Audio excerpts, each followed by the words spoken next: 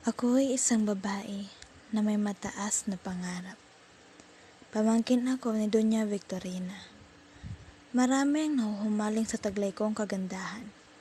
Babae man o lalaki ay humahanga sa akin, sapagkat maganda na nga ang may karangyaan pa sa buhay. Kasintahan ko ang makatang binata na nagngangalang Isagani.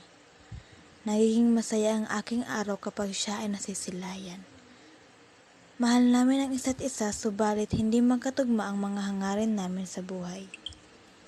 Nais kong makapunta sa iba't ibang lugar, ngunit ang nais niya ay manirahan lamang sa nayon. Dumating ang araw na hindi ko inaasahan.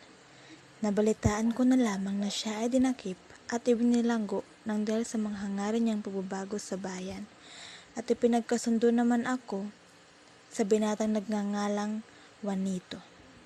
Kailangan kong gamitin ang aking isip, sapagkat nangingibaba pa rin sa akin ang karangyaan kaysa sa pag-ibig ko kay Isagani. Nararapat lamang na si Juanito Pilais ang aking pakasalan, dahil alam ko na maiibigay niya ang buhay na kinagisnan ko. Si Juanito ay anak ng isang mayamang negosyante, at siya ang nababagay para sa akin.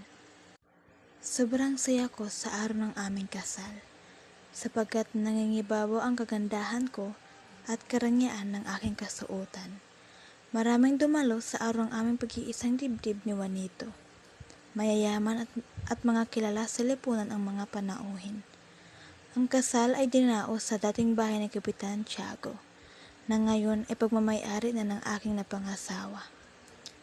Minsan sa buhay, kailangan nating gamitin ang ating utak nang makamit ang karangyaan na ating minimit.